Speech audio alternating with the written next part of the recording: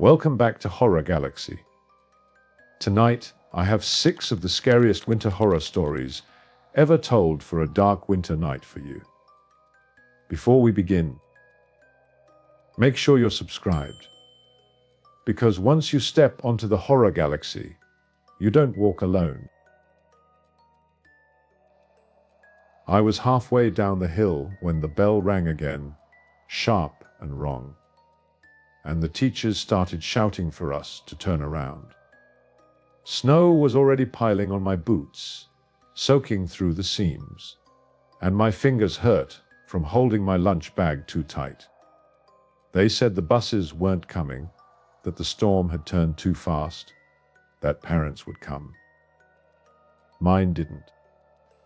I waited until the yard emptied and the doors locked, then started walking home like I always did, telling myself it was only 3 streets and the shortcut past the old bus stop. The wind pushed me sideways, stealing my breath, but I knew the way without looking. I kept my head down and counted my steps, just like my dad taught me. When I reached the corner where the bus stop should have been, I stopped because it was already there, closer than it should be. The bench half buried in snow, the shelter leaning the same tired way it always had. I felt relieved, stupidly relieved, like I'd reached a checkpoint. I turned left like I always did and kept walking. A minute later, I was back at the bus stop. I remember laughing out loud. A short bark that got swallowed by the wind. I told myself I'd crossed the street wrong. I stepped past the bench and looked back, and that's when I saw the footprints. They were small, smaller than mine, pressed deep into the snow behind me. No boots, just toes and heels, pale shapes already frosting over.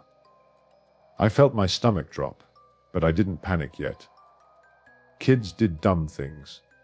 Maybe someone ran out here barefoot. I hurried away, taking the long way this time, the one with the houses. The houses never came. The bus stop did. It was closer now. The bench was right there again, snow thicker on the seat, like time was passing faster around it. My breath came out in ragged bursts, and I could hear my own heart pounding in my ears. I told myself to stop, to think, but all I could think about were the footprints. I turned slowly, dreading it, and there they were again, leading up to where I stood. This time they were smaller, like they belonged to a younger kid. They ended right behind my heels. "Stop it," I said to the storm to myself. My voice sounded thin and scared. I tried running. My legs burned and slipped, and my book bag thumped against my back. I didn't look down. I didn't look back. I ran until my lungs hurt and my vision blurred. And when I finally had to stop, the bus stop was in front of me again. The shelter creaked. A low wooden groan, and the sound made my teeth chatter harder than the cold. I started crying then, big ugly sobs I couldn't stop. I thought about my mom's hands, about the way she tucked the blankets tight, and I felt stupid for ever wanting to be older. I wiped my nose on my sleeve and forced myself to look back. The footprints were there, a neat line, closer together now. Smaller again. They looked like they belonged to a toddler. I realized then that they weren't following me. They were repeating me. Every time I walked, something walked too, behind me, copying my steps but shrinking, like it was moving backward through age. The thought made my skin crawl. I pressed my back against the bus shelter and slid down until I was sitting. The wood was cold through my coat. I wrapped my arms around my knees and tried to think like a grown-up. If I kept walking, it would keep happening. So I stayed still. Minutes passed. My legs went numb. Snow piled on my shoulders. I listened hard, but there were no footsteps, no breathing. When I finally stood up, my joints screaming, I turned slowly. There were no new prints, just the last small pair, stopping a few feet away. I took one careful step forward. Behind me, a new set appeared. Even smaller, barely footprints at all, more like dents. No, I whispered. I felt like I was going to throw up. I knew then what would happen if I kept moving. Eventually there would be nothing left behind me. Whatever it was running out of years. I thought about the stories adults told, about kids freezing, about not sitting down in the snow. I thought about my dad's voice, steady and calm. I did the only thing that made sense. I turned around and walked backward, keeping my eyes on the bus stop, retracing my steps in reverse. The footprints behind me changed. They grew. With every backward step, the prints got bigger, clearer. My heart hammered so hard it hurt. I kept going, terrified of tripping, of turning around by accident. The bus stop slowly shrank, drifted farther away. Houses began to appear at the edges of my vision, dark shapes through the snow. When I finally felt a fence under my hand, I stopped. Behind me, the footprints were my size again. They led up to my heels and stopped. I turned and ran the rest of the way home, not stopping until I was inside. The door slammed and locked. My mom was there crying, pulling me into her coat. I tried to explain, words tumbling out, but they told me I was in shock, that storms do strange things, that I'd walked in circles. They said there was no bus stop on my route anymore, not for years. I went back the next day with my dad. The snow was smooth and untouched. No bench, no shelter, nothing. But sometimes in winter, when snow falls just right, I see small barefoot prints in my yard, stopping at my door. I was kneeling in the crawl space when the knocking started, my gloves damp and stiff, my shoulders wedged between beams, my breath fogging the headlamp strapped too tight around my skull. I remember thinking it was just the pipes shifting, ice arguing with wood. The usual winter complaints you learn to ignore when you've spent enough seasons fixing cabins that nobody uses until something breaks. I tapped the pipe with my wrench, listening for the hollow ring, and that's when the knock came again, slower, deliberate, from beneath the floorboards. I froze. Not from the cold, from the timing. Pipes make noise, but they don't wait for you to stop moving before they answer. I pressed my ear closer to the planks and felt foolish immediately. A grown man crouched in the dark, listening like a child. The knock came again, 3 dull thuds, directly below my head. I said hello without meaning to, my voice cracking in a way I didn't recognize. Nothing answered. I waited, counting my breaths until my knees started to ache. When I shifted my weight, the knocking returned, 1 knock for every movement I made. I backed out of the crawl space, heart racing, and stood up too fast, banging my head on the beam. The pain grounded me. I told myself it was pressure. Trapped air, ice flexing. I'd heard worse stories from worse winters. The cabin owner had warned me about the floor. He said there was permafrost under the place, that the ground never really thawed, that things settled strangely. I pried up one of the floorboards near the kitchen, the wood groaning like it resented being disturbed. Cold air rushed up, sharp and wet. Beneath the boards was ice, thick and cloudy, filling the space where dirt should have been. It looked old, layered like it had frozen, melted, and frozen again for decades. That's when I saw the first print. It wasn't a footprint. It was a handprint, pressed up against the underside of the ice, fingers splayed wide. The skin looked pale through the frost, almost translucent, veins faintly blue. I staggered back and nearly dropped my light. The print didn't move. It just stayed there, as if whatever made it had been waiting. I told myself it was a trick of the light. I leaned closer, wiping fog from my goggles, and the print sharpened into focus. 5 fingers. A thumb.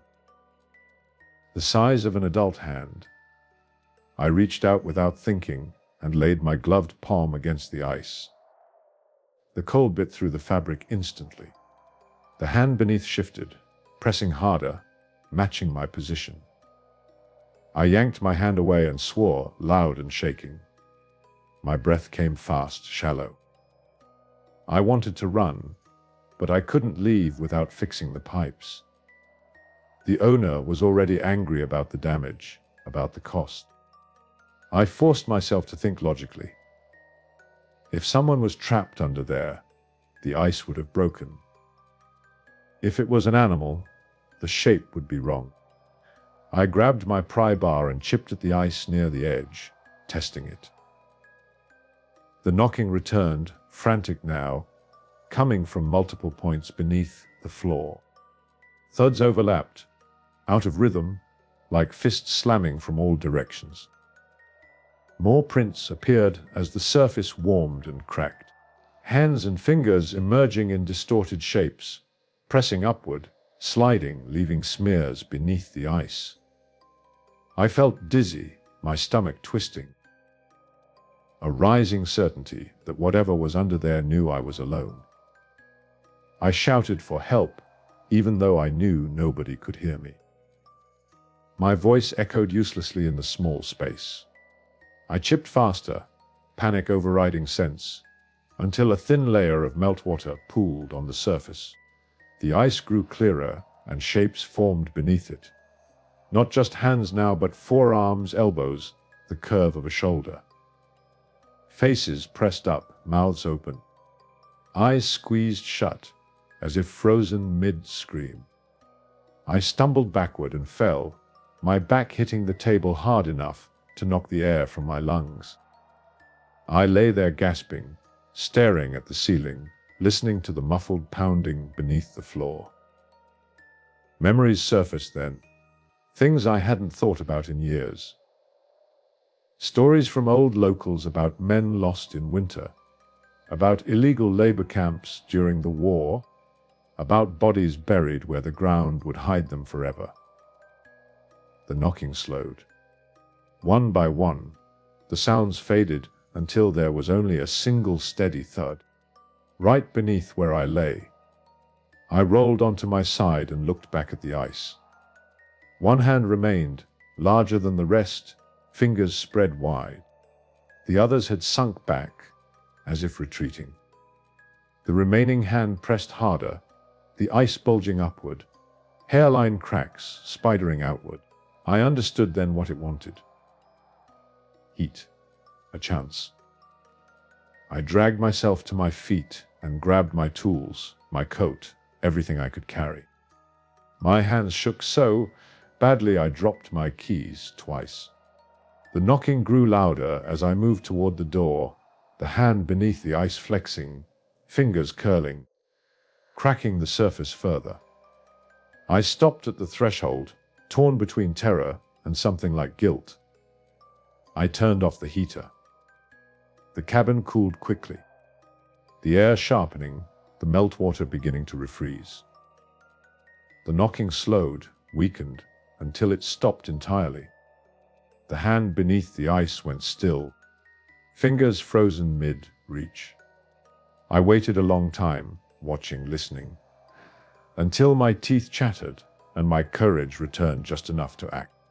I replaced the floorboard, hammering it down with shaking arms, sealing the ice away.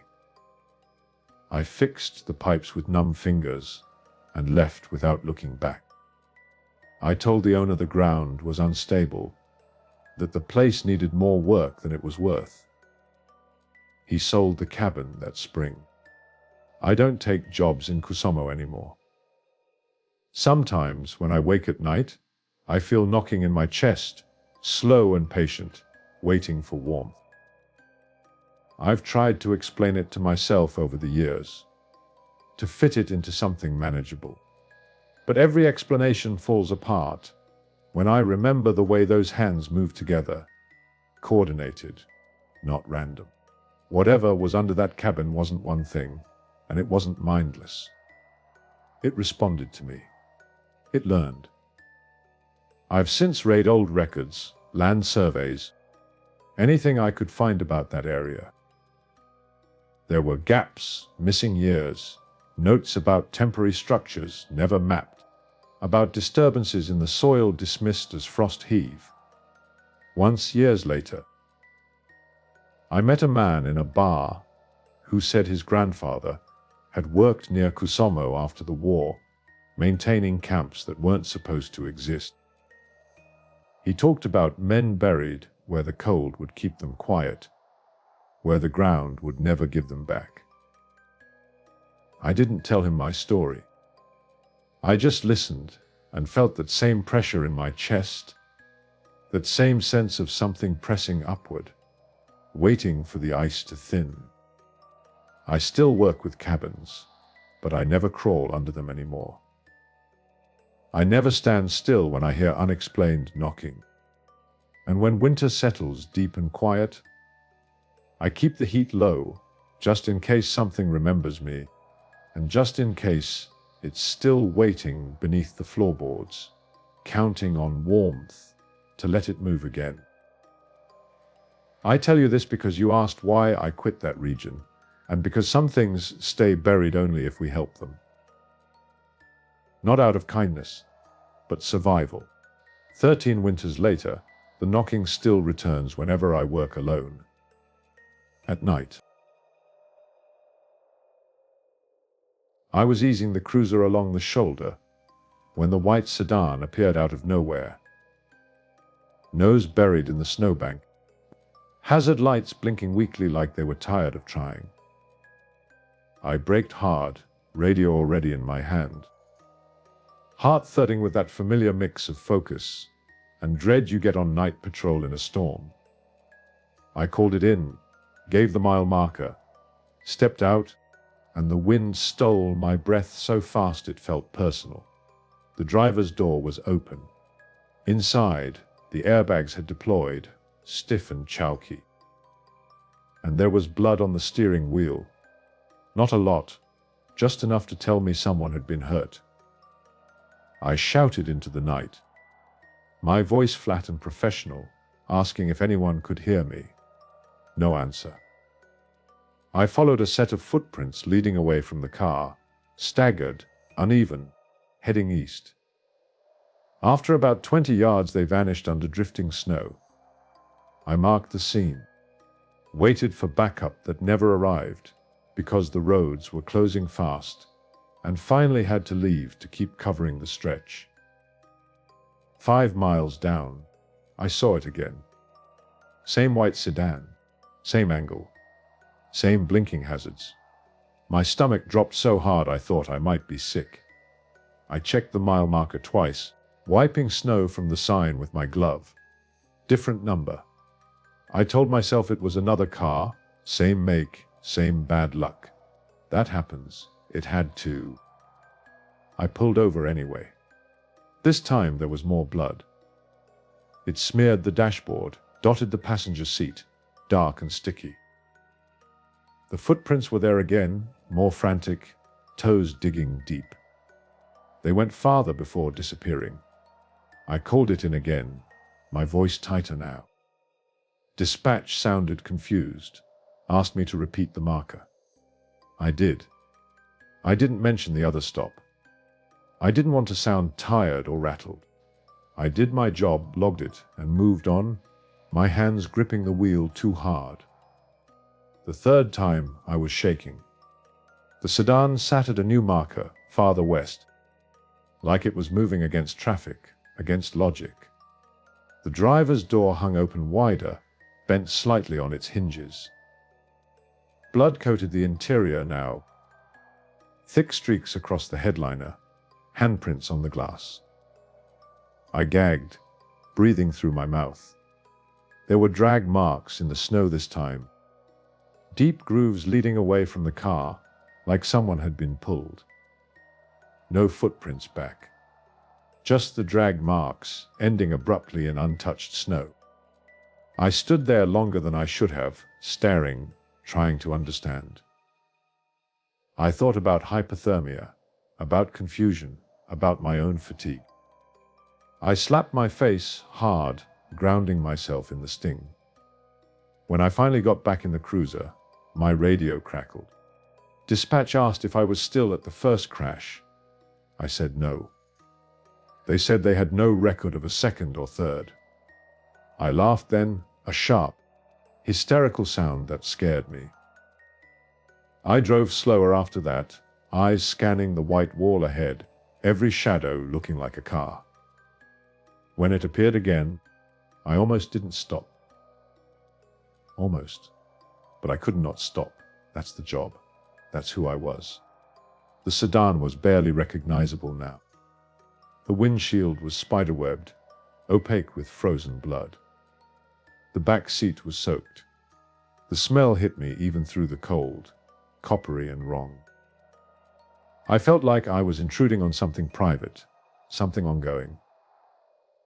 The drag marks led to the driver's door and back inside. Whatever had been pulled out had been pulled back in. I lost it then. I shouted into the car, demanded answers from an empty seat. My breath came in ragged bursts, fogging my visor. I realized the blood patterns weren't random. They were cumulative. Every time I found the car, it held the story of the last stop and added more. Like time was folding in on itself, replaying the same accident and letting it get worse. The next marker was the last one on my route. I knew it before I saw it. My chest ached with certainty. The sedan waited there, hazard lights finally dark. The driver's door was closed. I approached slowly, hand on my weapon, every instinct screaming. Inside, the seat was empty, but the blood was everywhere, pooling on the floor, soaking into the fabric. In the rearview mirror, something moved. I raised my light, hands shaking. The mirror reflected me, just me. Blood smeared across my uniform, across my face. I looked down and saw it on my gloves, my sleeves. I hadn't noticed. I hadn't felt it. My radio crackled with my own voice earlier, calling in the first crash. I understood then. The car wasn't moving. I was. Every time I stopped, I stepped closer to the end of the story. The blood wasn't appearing. It was being collected. I backed away, panic surging, and tripped. I fell hard, the world spinning. When I pushed myself up, the sedan was gone. The road stretched empty ahead, quiet, indifferent. Backup finally reached me an hour later. They found me sitting on the shoulder, shaking, my uniform clean, my cruiser untouched. No reports of crashes. No blood. No sedan. I told them everything. They took my badge that night, called it exhaustion, stress, an episode. I never went back on patrol. Years later, a local paper ran a small story about a hit and run from 2005. A woman highway patrol killed during a whiteout. They never found the driver. Sometimes, when I drive that road in daylight, I swear I see a white sedan in the distance, waiting for someone to stop. I was halfway down the slope before my father shouted my name, his voice snapping sharp behind me. But the sled was already moving too fast, and I didn't dare turn my head. The rope burned my gloves as I leaned back, firewood rattling behind me. runners screaming against the packed snow. I told myself I'd ridden this hill 100 times, that I knew every bump, every bend, that I'd be at the bottom in seconds, and laughing about how scared he sounded. The world narrowed to the pull in my stomach and the cold biting my cheeks. The light from the house disappeared almost immediately, swallowed by the trees, and I realized how dark it had gotten without me noticing. I leaned harder into the sled, trying to slow, but the weight only made it faster. My heart pounded so loud it drowned out everything else. Halfway down, the hill flattened suddenly, smoother than it should have been, like the snow had been polished. The sled stopped resisting. It felt like floating. I gripped the rope and held my breath, waiting for the familiar jolt near the bottom, the one that always tipped me sideways. It never came. Instead, the cold changed. It wasn't sharper. It was heavier, pressing in on my chest. I smelled something wet and metallic, and my stomach twisted before my brain caught up. The lake.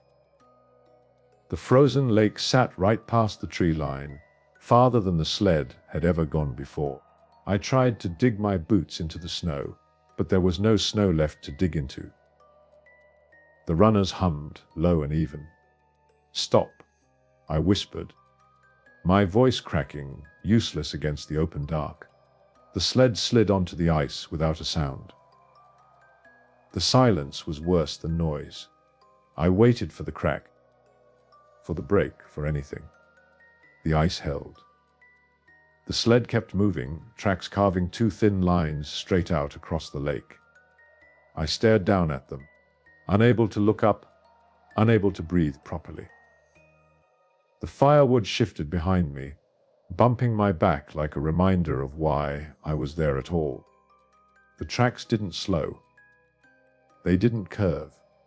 They led forward with purpose, and that scared me more than the speed. I felt like I wasn't riding anymore. I was being taken. I don't remember deciding to jump. I just remember the sudden weightlessness, the way my hands slipped off the rope, the hard slap of ice against my side as I rolled. Pain exploded through my shoulder. The sled kept going without me, rope trailing behind like a tail, wood clattering softly as it disappeared into the dark. I lay there, gasping, staring up at nothing, waiting for the ice to give way under my weight. It didn't. After a few seconds, I realized I was crying.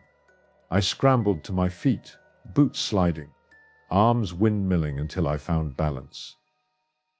The track stretched ahead, perfect and unbroken, vanishing into the black. I followed them with my eyes until I couldn't anymore. I ran. I didn't look back. I ran until my lungs burned and my legs shook, until I hit snow again and tripped, face first, into something soft and familiar. My father's coat. His arms closed around me so hard it hurt. He shouted questions I couldn't answer. My mother cried. Someone picked me up. I remember the heat of the kitchen, the sting as my fingers thawed, the way my father kept looking past me toward the window. They went out later with lanterns. I wasn't allowed to follow. I sat on the bench, wrapped in blankets, listening to the low murmur of voices through the walls. When my father came back in, his face was gray, his mouth a thin line. He said the sled was gone. He said the tracks went straight onto the lake and stopped. No break. No circle. Just an ending. They searched for days. Neighbors came. The lake was checked and checked again. They told me I was lucky, that if I'd stayed on the sled I would have died, that children sometimes imagine things in the dark. I stopped correcting them. I stopped talking about it at all.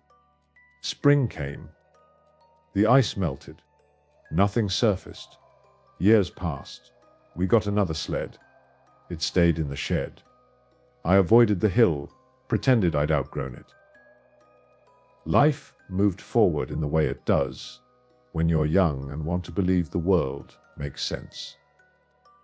The morning I found the sled again, I knew what it was before I opened the door. It sat at the top of the hill, runners clean, rope neatly coiled.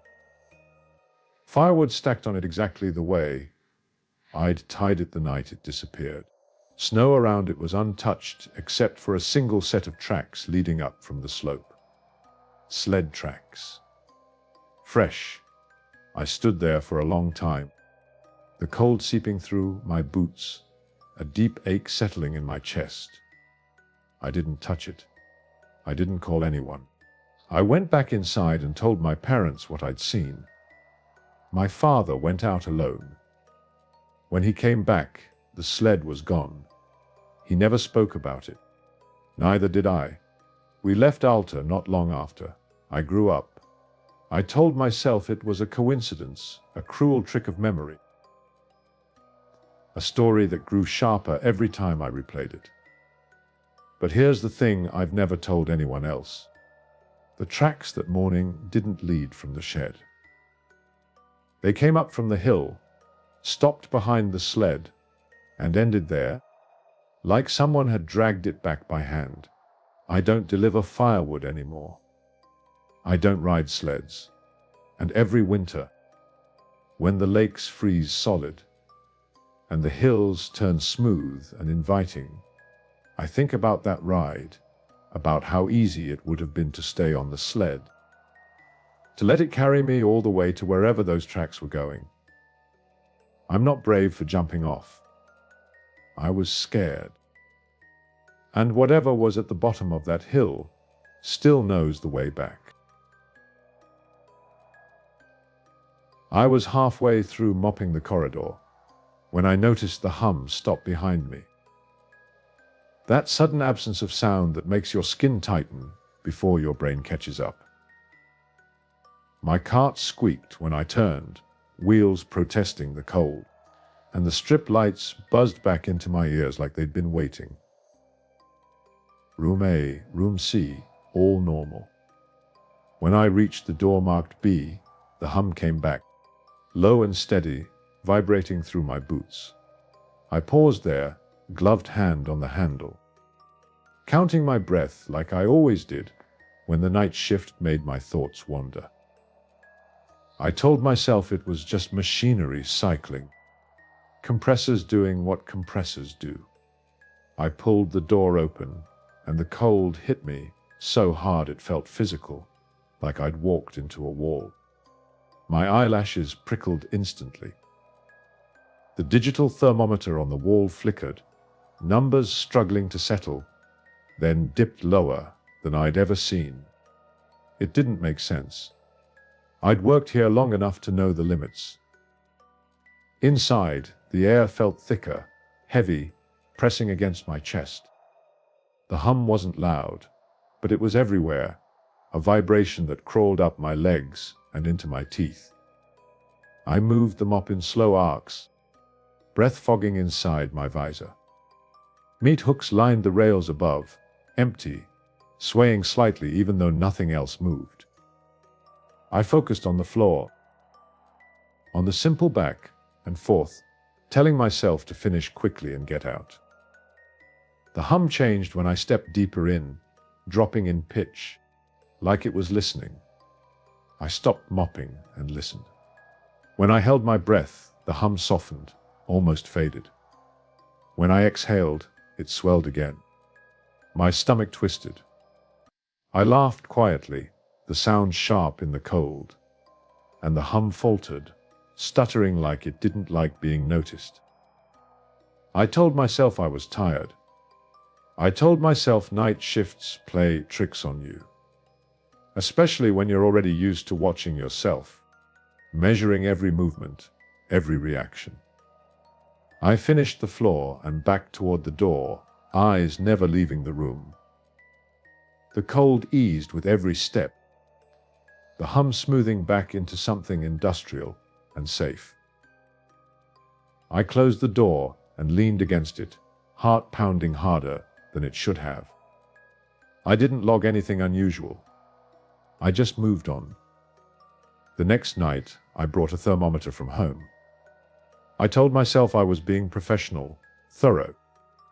I waited until the corridor was empty, until the plant settled into its after midnight quiet.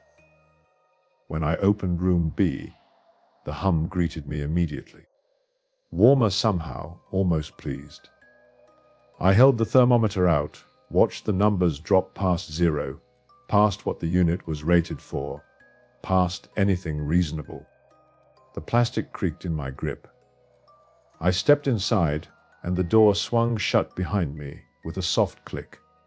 I spun around, hand flying to the handle. It opened easily. I hadn't been trapped. Still, my pulse hammered, a deep thud in my ears that matched the hum's rhythm. I took another step in, then another, drawn despite myself. The cold didn't just chill, it pulled. My thoughts slowed, words slipping away before I could shape them. The hum changed again, resolving into something almost melodic. I realized then that it wasn't one sound. It was many layered, overlapping, rising and falling together. It reminded me of voices heard through a wall, not loud enough to understand, but too structured to ignore. My chest tightened with an old, familiar feeling, the one that came from being watched, evaluated, judged, even when you were alone. I spoke without planning to. I said my name out loud, testing it in the air. The hum wavered, then steadied, deepening. The thermometer slipped from my numb fingers and shattered on the floor. The sound swallowed instantly. I should have run. Instead, I stood there, tears freezing at the corners of my eyes, feeling seen in a way that scared me more than any threat. I don't know how long I stayed. Time didn't behave properly in there. Eventually, the cold drove me back, shivering uncontrollably as I stumbled out. The door closed behind me, and the hum cut off like a switch flipped. I collapsed against the opposite wall, gasping, the warmth of the corridor almost painful. I reported it the next day. Maintenance checked the unit, replaced a sensor, shrugged it off.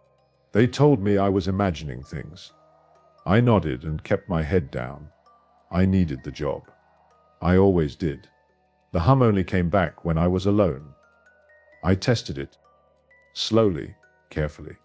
When another cleaner walked past, silence. When I stood outside the door with someone else nearby, nothing. The moment I was the only one in that stretch of corridor, the vibration seeped through the metal again, calling me back. It learned my schedule. It waited. One night, exhausted and angry, I went in without my cart, without my mop. I shut the door myself and stood in the center of the room, arms wrapped tight around my chest. The cold surged, sharper than ever, stealing my breath. The hum rose, layered voices swelling until I felt it in my bones. I shouted then, words tumbling out about being tired, about wanting to be left alone, about how hard it was just to exist without being examined. The hum softened. The cold eased. I felt something shift, not physically, but inside me, like a pressure releasing. For the first time, I didn't feel small in that room. I felt acknowledged. That terrified me. I backed away, shaking, and left the room open behind me. The hum chased me into the corridor, weaker but insistent, until I slammed the door. I didn't go back in after that. I quit a week later, citing health reasons. They didn't argue. Months passed. The dreams started then. Endless white rooms. A low vibration under everything. Waking up with frost on the inside of my windows even in summer. I moved cities. I changed jobs. Slowly, the dreams faded. Years later, I ran into an old coworker. We talked, careful and polite. Before we parted, they mentioned Room B had been decommissioned after a series of equipment failures. They said the unit kept drawing power even when disconnected, temperatures plunging without cause. Eventually, management sealed it off completely. I asked if anyone else ever mentioned the hum. They looked at me strangely and said no. I believe that room was hungry, not for flesh, for presence, for the kind of attention that comes from being alone and vulnerable. It found me because I was already used to standing in cold spaces, already trained to endure, to listen, to stay quiet. It mirrored that back, amplified it, tried to keep me. I'm telling you this because you asked why I flinch at low vibrations, why I can't stand silence paired with cold. I left that room, and it stayed behind, sealed and waiting. I know it did. Some nights, when the world goes quiet and I'm alone with my thoughts, I feel that familiar hum in my chest, patient and steady, reminding me that there are places that notice when you exist, and places that don't want you to leave once they do. I was halfway through my first round when the wind shifted and the dock lights flickered. That subtle change you feel more than see, like the harbor taking a breath. I tightened my coat, checked my watch, and kept walking, boots thudding in a steady rhythm I'd learned to trust. Night watch was mostly about routine. If you followed it, nothing surprised you. That's what I believed back then. The logbook sat in its usual place in the harbor office, thick and water, warped, pages curled from years of damp air. Every shift started the same way. I wrote my name, the date, the time, and any notes worth carrying forward. That night was quiet enough that I almost skipped the entry, but habit won out. I wrote my name, neat block letters, and noted increasing winds offshore. Nothing else. I didn't notice the extra page until later. The storm rolled in faster than forecast, the kind that makes radios crackle and distant sounds disappear. I finished my second round and ducked back into the office to warm my hands. That's when I saw the log open to a page that wasn't mine. The ink looked fresh, dark against the yellowed paper. It was dated for the next night. Tomorrow's date. Under personnel, my name was already written. I stared at it longer than I should have, waiting for the words to rearrange themselves into something sensible. I checked my last entry again, flipped back, then forward. Tomorrow's page was fully filled out. Weather conditions, vessel status, and at the bottom a clean, careful line noting my clock out time, earlier than usual. I laughed once, sharp and forced, and told myself someone was messing with me. Harbor guys had a mean streak sometimes. Still, my hands shook when I closed the book. I locked it in the drawer, something I'd never done before, and went back out into the wind. The storm thickened. Visibility dropped until the water and sky blurred together. I moved slower, more cautious, radio pressed tight to my ear. That's when I noticed the lights on Pier 3 were on. They weren't supposed to be. That pier had been closed since the accident years before, the one nobody liked to talk about because bodies were never recovered, just equipment and logs. I called it in. Dispatch crackled back, distant and distracted, told me to check it out if it was safe. I walked down the pier, boards slick beneath my boots, heart beating harder with every step. A trawler sat moored there, lights glowing dim through the snow. I recognized the name on the hull immediately. It had gone down during a January storm long before I took the job. I stood there staring, mind scrambling for explanations, reflections, fatigue, anything. The radio hissed, then a voice cut through, low and distorted. It said my name. I ran back to the office. The drawer was still locked. I opened it with fumbling fingers and pulled out the logbook. Another page had been added. Tonight's date now had a second entry beneath mine, noting an incident resolved, and listing my location as Pier 3. My signature sat at the bottom, identical to mine, right down to the slight slant in the last letter. I felt sick. I scrubbed my face with both hands, grounding myself in the sting of cold skin. I told myself logs were just paper. Paper couldn't predict anything. I tore the future page out, ripped it clean down the spine, and stuffed it into the trash. The radio crackled again. Dispatch asked for a status update. I said everything was fine. I don't know why I lied. Maybe part of me already believed the book more than my own words. The wind howled outside, shaking the building. I tried to sit, to wait it out, but my eyes kept drifting to the trash can. After a minute, I pulled the page back out.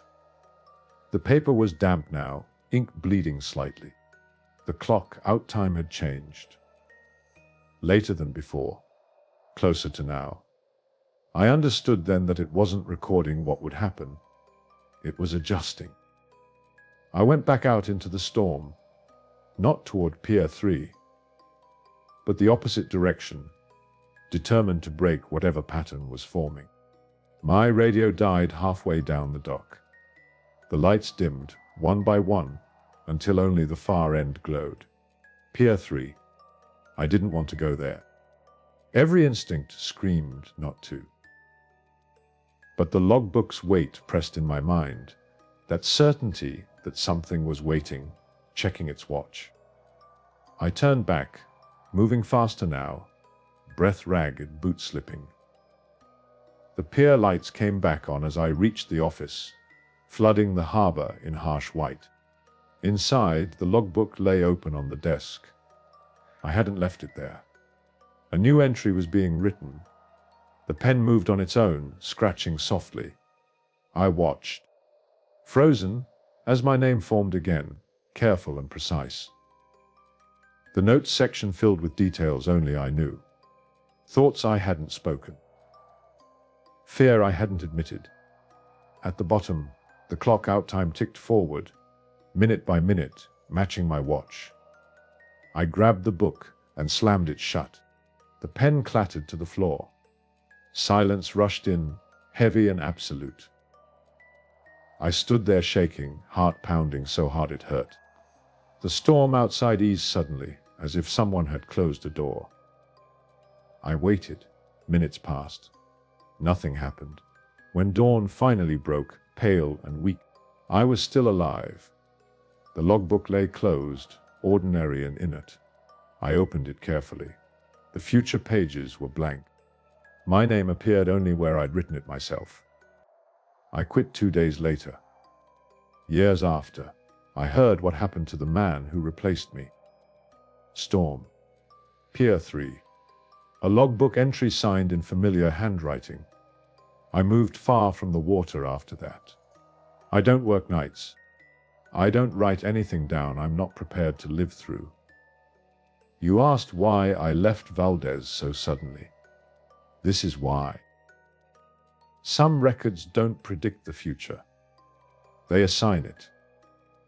And once your name is written, the harbor remembers exactly when you're supposed to leave.